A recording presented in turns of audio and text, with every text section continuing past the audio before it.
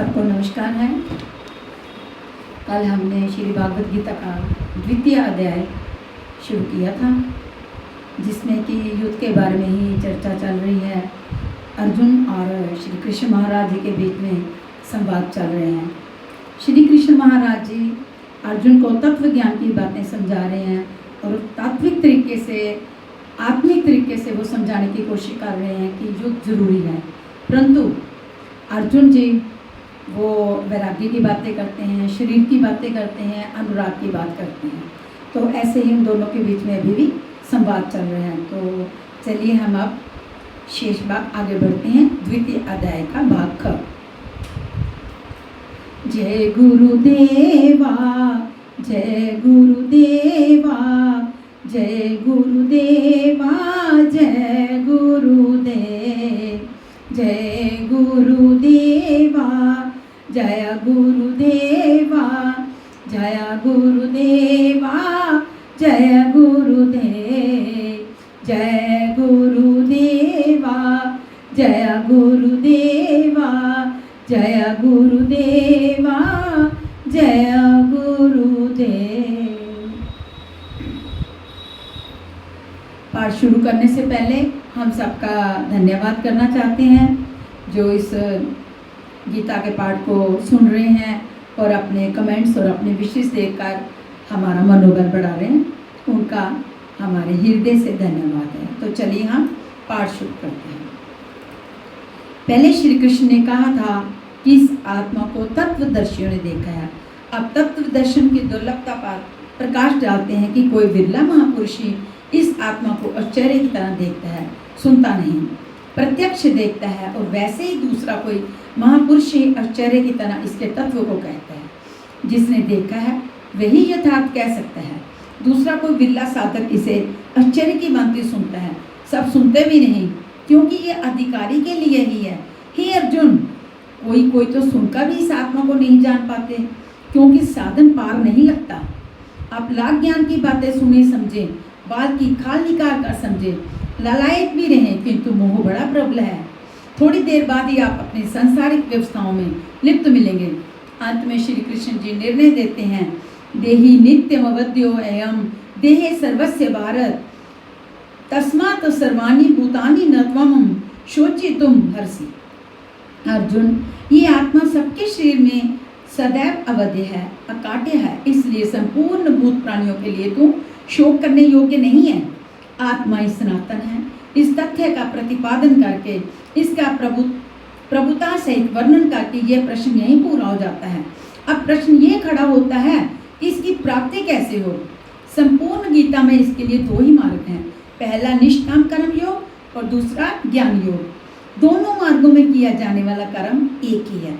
उस कर्म की अनिवार्यता पर बल देते हुए योगेश्वर श्री कृष्ण ज्ञान योग के विषय में कहते हैं, सबधर्ममपि चावेक्ष्य न विकम्पितुं महर्षि धर्मे आदि युद्धक्षयो नियत्र क्षत्रियस्य न विद्यते। अर्जुन, स्वधर्म देखकर भी तू भय करने योग्य नहीं है, क्योंकि धर्म से युक्त युद्ध से बढ़कर अन्य कोई परम कल्याणकारी मार्ग क्षत्रिय के लिए नहीं है। अभी तक तो आत्मा शाश्वत है, आत्मा सनातन है, वही एकमात्र धर्म है कहा गया है। अब यह स्वधर्म कैसा? धर्म तो एकमात्र आत्मा ही है, वह तो अचल स्थिर है, तो धर्माचरण क्या? वस्तुतः इस आत्म पथ में प्रवृत्त होने की क्षमता हर व्यक्ति की अलग अलग होती है। स्वभाव से उत्पन्न इस क्षमता को स्वधर्म कहा गया है। इसी एक सनातन आत्मिक पथ पर चलने वाले साधकों को महापुरुष ने स्वभाव की क्षमता के अनुसार 4 श्रेणियों में बांटा, शूद्र, वैश्य, क्षत्रिय और ब्राह्मण। साधना की प्रारंभिक अवस्था में प्रत्येक साधक शूद्र अथवा अल्पज्ञ होता है। घंटों भजन में बैठने पर वह 10 मिनट भी अपने पक्ष में नहीं पाता। वह प्रकृति के मायाजाल को काट नहीं पाता। इस अवस्था में महापुरुष की सेवा से उसके स्वभाव में सद्गुण आते हैं। वह वैश्य श्रेणी का साधक बन जाता है। आत्मिक संपत्ति ही स्थिर संपत्ति है। इसका वह शनैः शनैः संग्रह और गोपालन अर्थात इंद्रियों की सुरक्षा करने में सक्षम हो जाता है। काम, क्रोध इत्यादि से इंद्रियों की हिंसा होती है तथा विवेक, वैराग्य से इनकी सुरक्षा होती है, किंतु प्रकृति को निर्वीज करने की क्षमता उसमें नहीं होती। क्रमशः उन्नति करते करते साधक के अंतःकरण में तीनों गुणों को काटने की क्षमता अर्थात क्षत्रियत्व आ जाता है। इसी स्तर पर प्रकृति और उसके विकारों को नाश करने की क्षमता आ जाती है। इसलिए युद्ध यहीं से आरंभ होता है। क्रमशः साधन करके साधक ब्राह्मणत्व की श्रेणी में उतर जाता है। इस समय मन का श्रमण, इंद्रियों का दमन, धारावाहिक चिंतन, सरलता, अनुभव, ज्ञान इत्यादि लक्षण साधक में स्वाभाविक प्रभावित होते हैं। इन्हीं के अनुसार से चलकर क्रमशः वह ब्रह्म में प्रवेश पा जाता है, जहाँ वह ब्राह्मण भी नहीं रह जाता। विदेह राजा जनक की सभा में महर्षि याज्ञवल्क्य ने चाक्रायन उपस्थित कहोल, अरुणी, उद्दालक और गार्गी के प्रश्नों का समाधान करते हुए बताया कि आत्म साक्षात्कार का पूर्णतः संपादन करने वाला ही ब्राह्मण होता है। ये आत्मा ही लोक परलोक और समस्त प्राणियों को भीतर से नियमित करता है। सूर्य, चंद्रमा, पृथ्वी, जल, वायु, अग्नि, तारागण, अंतरिक्ष, आकाश एवं प्रत्येक क्षण इस आत्मा के ही प्रशासन में है। ये तुम्हारा आत्मा अंतर्यामी अमृत है, आत्मा अक्षर है, इससे भिन्न सब नाशवान है। जो कोई इसी लोक में इस अक्षर को ना जानकर हवन करता है, तप करता है, हजारों वर्षों तक यज्ञ करता है, उसका ये सब कर्म नाशवान है। जो कोई भी इस अक्षर को जाने बिना इस लोक से मरकर जाता है वह दयनीय है, कृपण है, और जो इस अक्षर को जानकर इस लोक से मरकर जाता है वह ब्राह्मण है। अर्जुन क्षत्रिय श्रेणी का साधक है। श्री कृष्ण कहते हैं कि क्षत्रिय श्रेणी के साधक के लिए युद्ध के अतिरिक्त कोई कल्याणकारी रास्ता है ही नहीं। प्रश्न उठता है कि क्षत्रिय है क्या? प्राय लोग इसका आशय समाज में जन्मना उत्पन्न ब्राह्मण, क्षत्रिय, वैश्य, शूद्र जातियों से लेते हैं। इन्हें ही चार वर्ण मान लिया जाता है, किंतु नहीं। शास्त्रकार ने स्वयं बताया कि क्षत्रिय क्या है, वर्ण क्या है। यहाँ उन्होंने केवल क्षत्रिय का नाम लिया और आगे 18वें अध्याय तक इस प्रश्न का समाधान प्रस्तुत किया कि वस्तुतः ये वर्ण है क्या और कैसे इनमें परिवर्तन होता है। श्री कृष्ण ने कहा, चातुर्वर्ण्य मया सृष्टम, 4 वर्णों की सृष्टि मैंने की, तो क्या मनुष्यों को बांटा? श्री कृष्ण जी कहते नहीं, गुण कर्म विभागशः, गुणों के माध्यम से कर्म को 4 भागों में बांटा। अब ये देखना है कि वह कर्म क्या है जिसे बांटा गया। गुण परिवर्तनशील हैं, साधना को उचित प्रक्रिया द्वारा तामसी से राजसी और राजसी से सात्विक गुणों में प्रवेश मिलता जाता है, अंततः ब्राह्मण स्वभाव बन जाता है। उस समय ब्रह्म में प्रवेश दिला देने वाली सारी योग्यताएं उस साधक में रहती हैं। वर्ण संबंधी प्रश्न जहां से आरंभ होकर 18वें अध्याय में जाकर पूर्ण होता है। एक बार फिर से सुनेंगे। उस समय ब्रह्म में प्रवेश दिला देने वाली सारी योग्यताएं उस साधक में रहती हैं। वर्ण संबंधी प्रश्न यहाँ से आरंभ होकर 18वें अध्याय में जाकर पूर्ण होता है, अर्थात इसका जो अर्थ है आज शुरू होगा और 18वें अध्याय में जाकर पूर्ण होगा।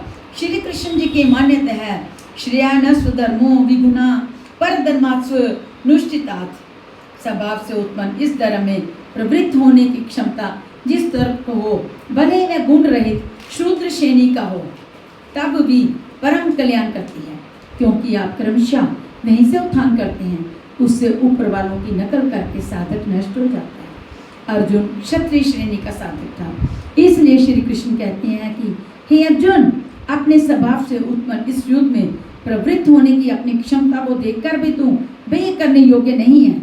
इससे बढ़कर दूसरा कोई कल्याणकारी कार्य क्षत्रिय के लिए नहीं है। इसी पर प्रकाश डालते हुए पूर्णा योगेश्वर कहते हैं, यदृश्या चोपनम स्वर्ग द्वार मपावृतम सुखिना क्षत्रिया पार्थ लभन्ते युद्ध मिदृशम। पार्थिव शरीर को ही रथ बनाकर अचूक लक्ष्य वेदी अर्जुन स्वतः प्राप्त स्वर्ग के खुले हुए द्वार रूपी इस युद्ध को भाग्यवान क्षत्रिय प्राप्त करते हैं। क्षत्रिय श्रेणी के साधक में तीनों गुणों को काट देने की क्षमता रहती है। उसके लिए स्वर्ग का द्वार खुला है, क्योंकि उसमें दैवी संपदा पूर्णतः अर्जित रहती है। स्वर में विचरने की उसमें क्षमता रहती है। यही खुला हुआ स्वर्ग का द्वार है। क्षेत्रज्ञ के इस युद्ध को भाग्यवान क्षत्रिय ही पाते हैं, क्योंकि उनमें ही इस संघर्ष की क्षमता है। दुनिया में लड़ाइयाँ होती हैं, विश्व सिमट कर लड़ता है, प्रत्येक जाति लड़ती है, किंतु शाश्वत विजय जीतने वाले को भी नहीं मिलते। ये तो बदले हैं, जो जिसको जितना दबाता है कालांतर में उससे भी उतना ही दबना पड़ता है। एक ऐसी विजय है जिसमें इंद्रियों को सुखाने वाला शोक बना ही रहता है। अंत में शरीर भी नष्ट हो जाता है। वास्तविक संघर्ष तो क्षेत्र और क्षेत्रज्ञ का है, जिसमें एक बार विजय हो जाने पर प्रकृति का सदा के लिए निरोध और परम पुरुष परमात्मा की प्राप्ति हो जाती है। ये ऐसी विजय है जिसके पीछे हार नहीं है। अथ चेत्वमिमं धर्मीय संग्राम न करिष्यसि तथा स्वरधम कीर्ति च हित्वा पापमवाप्यसि। और यदि तू इस धर्मयुक्त संग्राम अर्थात शाश्वत सनातन परम धर्म परमात्मा में प्रवेश दिलाने वाला धर्म युद्ध नहीं करेगा तो स्वधर्म अर्थात स्वभाव से उत्पन्न संघर्ष करने की क्षमता, क्रिया में प्रवृत्त होने की क्षमता को खोकर पाप अर्थात अवगमन और अपकीर्ति को प्राप्त होगा। अपकीर्ति पर प्रकाश डालते हैं। अकीर्ति चापि भूतानि कथयिष्यन्ति ते वयाम संभावितस्य चाकीर्ति मरणादतिरिच्यते। सब लोग बहुत काल तक तेरी अपकीर्ति का कथन करेंगे। आज भी पच्युत होने वाले महात्माओं में विश्वामित्र, पराशर, निमि, श्रृंगी इत्यादि की गणना होती है।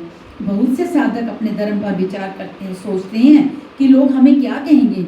ऐसा भाव भी साधना में सहायक होता है। इससे साधना में लगे रहने की प्रेरणा मिलती है। कुछ दूरी तक ये भाव भी साथ देता है। माननीय पुरुषों के लिए अपकीर्ति मरण से भी बढ़कर होती है। वेयाद्रणा दुकृतम मस्यन्ते त्वं महर्था एषा च त्वं बहुवतो भूतपायाससि लाघवम्। जिन महारथियों की निगाह में तू बहुत मान्य होकर अब तुच्छता को प्राप्त होगा, वे महारथी लोग तुझे भय के कारण युद्ध से उपराम हुआ मानेंगे। महारथी कौन? इस पथ पर महान परिश्रम से आगे बढ़ने वाले साधक महारथी हैं।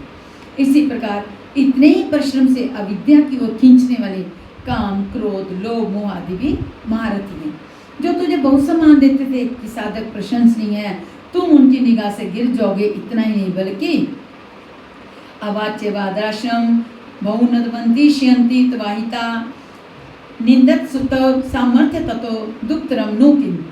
वैरी लोग तेरे पराक्रम की निंदा करते हुए बहुत से ना कहने योग्य वचनों को कहेंगे। एक दोष आता है तो चारों ओर से निंदा और बुराइयों की जड़ी लग जाती है। ना कहने योग्य वचन भी कहे जाते हैं। इससे बड़ा दुख और क्या होगा। अतः हतो वा प्राप्स्यसि स्वर्ग जित्वा वा भोक्ष्यसि महीम तस्मानुदुष्ट कौन्ते युद्धाय कृतनिश्रय। इस युद्ध में मरोगे तो स्वर्ग प्राप्त करोगे। स्वर्ग में विचरने की क्षमता रहेगी। श्वास के बाहर प्रकृति में विचरने की धाराएं निरुद्ध हो जाएंगी। परम देव परमात्मा में प्रवेश दिलाने वाली दैवी संपत्ति हृदय में पूर्णता प्रवाहित रहेगी। अथवा इस संघर्ष में जीतने पर महामहिम स्थिति को प्राप्त करोगे। इसलिए अर्जुन युद्ध के लिए निश्चय करके खड़ा हो। प्राय लोग इस श्लोक के अर्थ में समझते हैं कि इस युद्ध में मरोगे तो स्वर्ग जाओगे और जीतोगे तो पृथ्वी का भोग भोगोगे। किंतु आपको स्मरण होगा अर्जुन कह चुका है, भगवान पृथ्वी ही नहीं अपितु त्रैलोक्य के साम्राज्य और देवताओं के स्वामीपन अर्थात इंद्र पद प्राप्त होने पर भी मैं उस उपाय को नहीं देखता जो इंद्रियों को सुखाने वाले मेरे शोक को दूर कर सके। यदि इतना ही मिलना है तो गोविंद मैं युद्ध कदापि नहीं करूँगा। यदि इतने पर भी श्री कृष्ण जी कहते हैं कि अर्जुन लड़ो, जीतोगे तो पृथ्वी पर आ जाओगे, हारोगे तो स्वर्ग के नागरिक बन जाओगे, तो श्री कृष्ण देते ही क्या है। अर्जुन इसे आगे का सत्य श्रेय परम कल्याण की कामना वाला शिष्य था, जिसे सदगुरुदेव श्री कृष्ण ने बताया कि क्षेत्रज्ञ के इस संघर्ष में यदि शरीर का समय पूरा हो जाता है और लक्ष्य तक नहीं पहुंच सके तो स्वर्ग प्राप्त करोगे, अर्थात स्वर्ग में ही विचरण करने की क्षमता प्राप्त कर लोगे। दैवी संपत्ति हृदय में डर जाएगी और इस शरीर के रहते रहते संघर्ष में सफल हो जाते हो तो महिम सबसे महान ब्रह्म की महिमा का उपभोग करोगे, महामहिम की स्थिति प्राप्त कर लोगे। जीतोगे तो सर्वस्व क्योंकि महामहिमत्व को पाओगे और हारोगे तो देवत्व। दोनों हाथों में लड्डू रहेंगे। लाभ में भी लाभ और हानि में भी लाभ है। पुनः इसी पर बल देते हैं। सुख दुखे समय कृत्वा लाभा लाभो जया जयो ततो युधा जजुयस्यव नैव पापमवापि यस्यासि। इस प्रकार सुख दुख लाभ हानि जय पराजय को समान समझकर तू युद्ध के लिए तैयार हो। युद्ध करने से तो पाप को प्राप्त नहीं होगा, अर्थात सुख में सर्वस्व और दुख में भी दैवत्व है। लाभ में महीन की स्थिति अर्थात सर्वस्व और हानि में दैवत्व है। जाय में महामहीन स्थिति और प्राज्य में भी दैवी संपत्ति पर अधिकार है। इस प्रकार अपने लाभ हानि को भली प्रकार स्वयं समझकर तू युद्ध के लिए तैयार हो। लड़ने में ही दोनों वस्तु हैं, लड़ोगे तो पाप अर्थात आवागमन को प्राप्त नहीं होगे, अतः तू युद्ध के लिए तैयार हो। ऐसा ते विहिता सांगे बुद्धि योगे द्विमाश्रणो बुद्धिया युक्तो यया पार्थ कर्म बंधम प्रयासायसी। पार्थ, ये बुद्धि तेरे लिए ज्ञान योग के विषय में कही गई है। कौन सी बुद्धि? यही कि युद्ध कर। ज्ञान योग में इतना ही है कि अपनी हस्ती को देखकर लाभ हानि का भली प्रकार विचार करके कि जीतेंगे तो महामय स्थिति और हारेंगे तो देवत्व। जय में सर्वस्व और प्राज्य में भी देवत्व, दोनों तरह लाभ है। युद्ध नहीं करोगे तो सभी में बुरा कहेंगे, भय से उपराम हुआ मानेंगे, अपकीर्ति होगी। इस प्रकार अपने अस्तित्व को सामने रखकर स्वयं विचार कर युद्ध में अग्रसर होना ही ज्ञान योग है। प्राय लोगों में भ्रांति है कि ज्ञान मार्ग में कर्म युद्ध नहीं करना पड़ता है। वे कहते हैं ज्ञान मार्ग में कर्म नहीं है, मैं तो शुद्ध हूँ, चैतन्य हूँ, अहम ब्रह्मस्मि, गुण ही गुण में वर्तते हैं। ऐसा मानकर हाथ पर हाथ रखकर बैठ जाते हैं। योगेश्वर श्री कृष्ण के अनुसार ये ज्ञान योग नहीं है। ज्ञान योग में भी वही कर्म करना है जो निष्काम कर्म योग में किया जाता है। दोनों में केवल बुद्धि का दृष्टिकोण का अंतर है। ज्ञान मार्गी अपनी स्थिति समझकर अपने पर निर्भर होकर कर्म करते हैं, जबकि निष्काम कर्म योगी इष्ट के आश्रित होकर कर्म करते हैं। करना दोनों मार्गों में है और वह कर्म भी एक ही है जिसे दोनों मार्गों में किया जाना है। केवल कर्म करने के दृष्टिकोण दो है। अर्जुन, इसी बुद्धि को अब तू निष्काम कर्म योग के विषय में सुन, जिससे युक्त हुआ तो कर्मों के बंधन का अच्छी तरह नाश करेगा। जहाँ श्री कृष्ण ने कर्म का नाम पहली बार लिया, लेकिन ये नहीं बताया कि कर्म है क्या। अब कर्म ना बताकर पहले कर्म की विशेषताओं पर प्रकाश डालते हैं। नेहा विक्रमनाशोस्ति प्रत्यवायो न विद्यते स्वल्प पयसय धर्मस्य त्रायते महतो बेयात। इस निष्काम कर्म योग में आरंभ का अर्थात बीज का नाश नहीं होता, सीमित फल रूपी दोष नहीं है। इसलिए इस निष्काम कर्म का, इस कर्म से संबाधित धर्म का थोड़ा भी साधन जन्म मृत्यु रूपी महान भूत भय से उदार कर देता है। धर्म परिवर्तित नहीं होता। आप इस कर्म को समझें और इस पर 2 कदम चल बढ़ें। जो सदगृहस्थ आश्रम में रहकर ही चला जा सकता है। साधक तो चलते ही हैं। बीज पर डाल दें तो अर्जुन बीज का नाश नहीं होता। बीज पर डाल दें, बीज भर डाल दें तो अर्जुन बीज का नाश नहीं होता। प्रकृति में कोई क्षमता नहीं, ऐसा कोई अस्त्र नहीं कि उस सत्य को मिटा दे। प्रकृति केवल आवरण डाल सकती है, कुछ देर कर सकती है, किंतु साधन के आराम को मिटा नहीं सकती।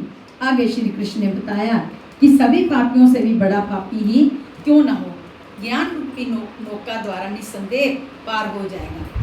ठीक उसी बात को यहाँ कहते हैं कि हे अर्जुन, निष्काम कर्म योग का बीजारोपण भर कर दें तो उस बीज का कभी नाश नहीं होता। विपरीत फल रूपी दोष भी इसमें नहीं होता कि आपको स्वर्ग रिद्धियों या सिद्धियों तक पहुँचाकर छोड़ दें। आप ये साधन भले छोड़ दें, किंतु ये साधन आपका उद्धार करके ही छोड़ेगा। इस निष्काम कर्म योग का थोड़ा सा भी साधन जन्म मृत्यु के महान भय से उद्धार कर देता है। अनेक जन्म संसिद्धस्तुतो जाति पराम गतिम। कर्म का ये बीजारोपण अनेक जन्मों के पश्चात वहीं खड़ा कर देगा जहाँ परम धाम है, परम गति है।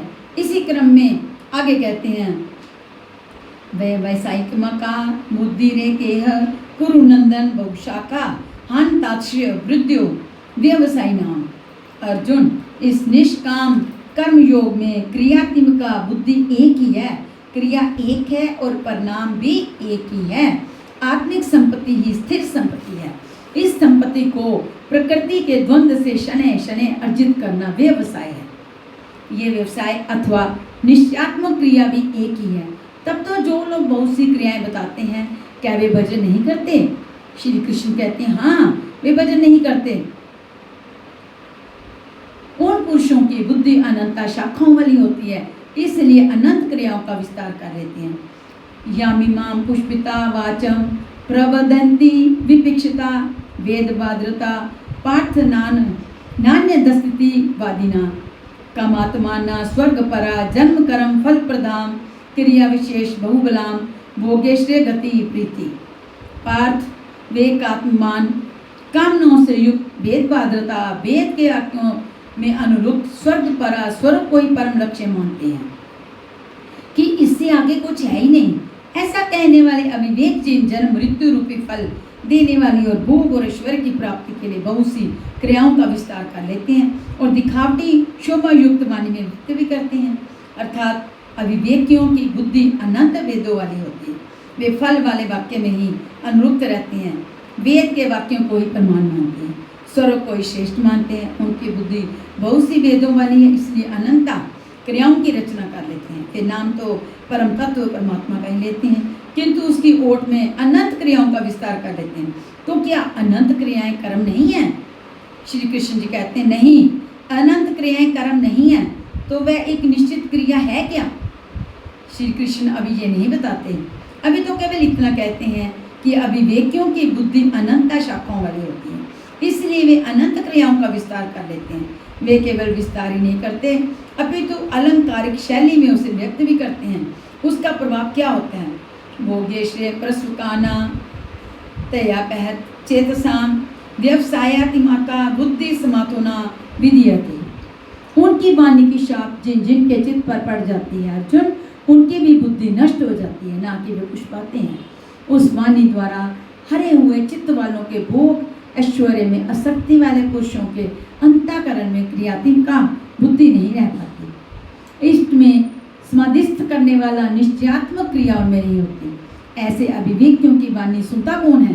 भोग और ऐश्वर्य में आसक्ति वाले ही सुनते हैं, अधिकारी नहीं सुनता। ऐसे पुरुषों में सम और अदित्व में प्रवेश दिलाने वाली निश्चयात्मक क्रिया से संयुक्त बुद्धि नहीं होती। अब प्रश्न ये उठता है कि वेद बाध्यता जो वेद के वचनों में अनुरूप हैं, क्या वे भी भूल करते हैं? इस पर श्री कृष्ण महाराज जी कहते हैं त्रैगुण्य विषया वेदा निश्चय गुण्यो भवा अर्जुन निद्वंदो नित्य सत्वस्थो निर्लोकक्षेम आत्मवान। अर्थात अर्जुन त्रैगुण्य विषया वेदा, वेद तीनों गुणों की प्रकाश करते हैं, इसके आगे का हाल वे नहीं जानते, इसलिए निश्चय गुण्यो भवा अर्जुन, अर्जुन तो तीनों गुणों से ऊपर उठ, अर्थात वेदों के कार्य क्षेत्र से आगे बढ़। कैसे बढ़ा जाए? इस पर फिर श्री कृष्ण कहते हैं निद्वंद्व सुख दुख के द्वंद्वों से रहित नित्य सत्य वस्तु में स्थित और योगक्षेम को ना चाहता हुआ आत्मपरायण हो। इस प्रकार ऊपर उठ। प्रश्न उठता है कि हम ही उठें या को वेदों से ऊपर उठा भी है? श्री कृष्ण बताते हैं कि आगे जो भी उठता है ब्रह्म को जानता है, और जो ब्रह्म को जानता है वह विप्र है। जावानर्थ उद्पान्ने सर्वता संप्लुतोदके तावाना सर्वेषु वेदेषु ब्रह्मणस्य विजानता। सब ओर से परिपूर्ण जलाशय के प्राप्त होने पर मनुष्य का छोटे जलाशय से जितना प्रयोजन रहता है, अच्छी प्रकार ब्रह्म को जानने वाले ब्राह्मण का वेदों से उतना ही प्रयोजन रहता है।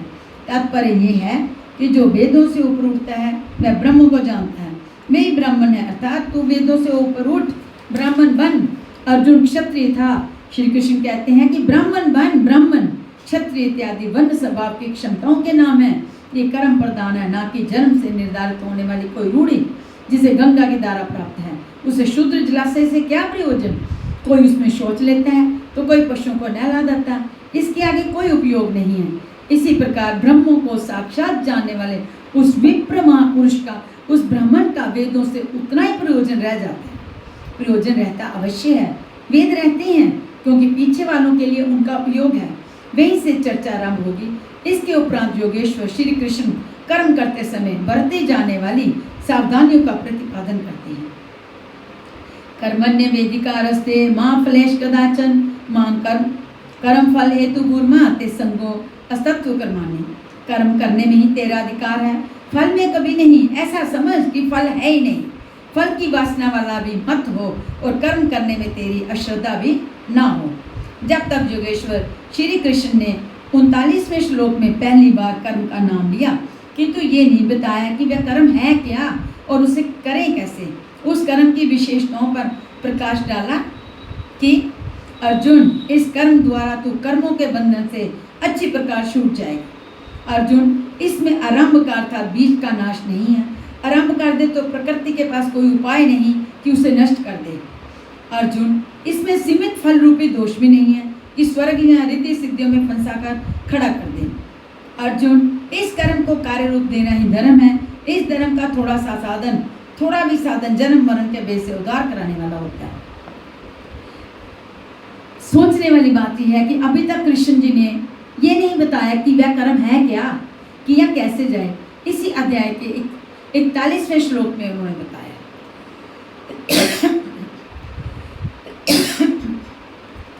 अर्जुन, इसमें निश्चाती का बुद्धि एक ही है, क्रिया एक ही है, तो क्या बहुत सी क्रिया वाले भजन नहीं करते? श्री कृष्ण जी कहते हैं वे कर्म नहीं करते। इसका कारण बताते हुए कहते हैं अविवेकियों की बुद्धि अनंत शाखाओं वाली होती है, इसलिए वे अनंत क्रियाओं का विस्तार कर लेते हैं। वे दिखावटी शोभा युक्त वाणी में उन क्रियाओं को व्यक्त भी करते हैं। उनके वाणी की शाप उनके चित्त पर पड़ जाती है, उनकी भी बुद्धि नष्ट हो जाती है। वे जन्म मृत्यु रूपी अनंत फल को प्राप्त होते हैं। अतः निश्चयात्मक क्रिया एक ही है, लेकिन नहीं बताया कि वह क्रिया कौन सी है। 47वें श्लोक में उन्होंने कहा, अर्जुन, कर्म करने में ही तेरा अधिकार है, फल में कभी नहीं। फल की वासना वाला भी मत हो और कर्म करने में तेरी अश्रद्धा भी ना हो, अर्थात निरंतर करने के लिए उसमें लीन होकर करें, किंतु ये नहीं बताया कि वह कर्म है क्या। प्राय श्लोक का उदाहरण देकर लोग कहते हैं कि कुछ भी करो, केवल फल की कामना मत करो, हो गया निष्काम कर्म योग। किंतु नहीं, अभी तक श्री कृष्ण जी ने बताया ही नहीं कि वह कर्म है कौन सा जिसे करें। यहाँ पर केवल कर्म की विशेषताओं पर प्रकाश डाला कि कर्म देता क्या है और कर्म करते समय बरती जाने वाली सावधानियां क्या है। प्रश्न तो अभी तक ज्यों का त्यों बना हुआ है, जिसे योगेश्वर महाराज आगे अध्याय 3-4 में स्पष्ट करेंगे। पुनः इसी पर बल देते हैं, योगस्थ कुरु कर्माणि संग त्यक्त्वा धनंजय सिद्ध्यसि अद्यो सिद्ध्यसिद्ध्यो समभूत्वा समत्व योग उच्यते। धनंजय, आसक्ति और संग दोष को त्याग कर सिद्धि और असिद्धि में समान भाव रखकर योग में स्थित होकर कर्म कर। कौन सा कर्म? निष्काम कर्म कर। समत्वम योग उच्यते, ये समत्व भाव ही योग कहलाता है। विषमता जिसमें ना हो ऐसा भाव समत्व कहलाता है। रिद्धियाँ सिद्धियाँ विषम बनाती हैं, आसक्ति हमें विषम बनाती है, फल की इच्छा विषमता पैदा करती है। इसलिए फल की वासना ना हो फिर भी कर्म करने में अश्रद्धा न हो। देखी सुनी सभी वस्तुओं में आसक्ति का त्याग करके प्राप्ति और अप्राप्ति के विषय में ना सोचकर केवल योग में स्थित रहते हुए कर्म कर, योग से चित्त चलायमान न हो। योग एक पराकाष्ठा की स्थिति है और एक प्रारंभ की स्थिति भी होती है। प्रारंभ में ही हमारी दृष्टि लक्ष्य पर ही रहनी चाहिए, अतः योग पर दृष्टि रखते हुए कर्म का आचरण करना चाहिए। समत्व भाव अर्थात सिद्धि और असिद्धि में संभाव ही योग कहलाता है, जिसको सिद्धि और असिद्धि विचलित नहीं कर पाती। विषमता जिसमें पैदा नहीं होती, ऐसा भाव होने के कारण ये समत्व योग कहलाता है। ये इष्ट से समत्व दिलाता है, इसलिए इसे समत्व योग कहते हैं। कामनाओं का सर्वथा त्याग है, इसलिए इसे निष्काम कर्म योग कहते हैं। इसलिए इसका नाम योग अर्थात मेल है। इसमें बौद्धिक स्तर पर ध्यान रखना पड़ता है कि सिद्धि और असिद्धि में सद्भाव रहे, आसक्ति न हो, फल की वासना ना आने पाए। इसलिए यही निष्काम कर्म योग बुद्धि योग भी कहा जाता है। दुरे नहावरम कर्म बुद्धि योगा धनंजय बुद्धो शरण मनीषयन कृपणा फल हेतुवा। धनंजय, अवरम कर्म निकृष्ट कर्म वासना वाले कर्म बुद्धि योग से अत्यंत दूर हैं। फल की कामना वाले कृपण हैं, वे आत्मा के साथ उदारता नहीं बरतते। अतः समत्व बुद्धि योग का आश्रय ग्रहण कर जैसी कामना है वैसा मिल भी जाए तो उसे भोगने के लिए शरीर धारण करना पड़ेगा। आवागमन बना है तो कल्याण कैसा। साधक को तो मोक्ष की भी वासना नहीं रखनी चाहिए, क्योंकि वासनाओं से मुक्त होना ही तो मोक्ष है। फल की प्राप्ति का चिंतन करने से साधक का समय व्यर्थ नष्ट हो जाता है और फल प्राप्त होने पर वह उसी फल में उलझ जाता है, उसकी साधना समाप्त हो जाती है।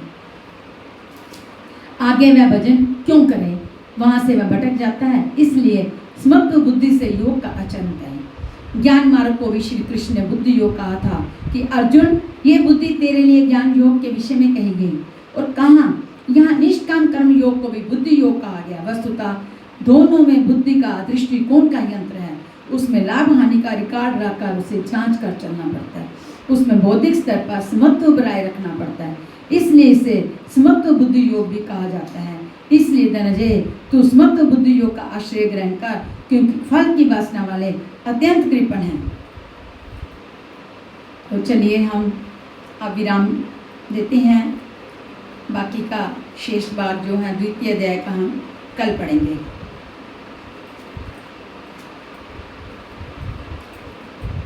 श्री कृष्ण गोविंद हरे मुरारी, हे नाथ नारायण वासुदेव। श्री कृष्ण गोविंद हरे मुरारी, हे नाथ नारायण वासुदेव।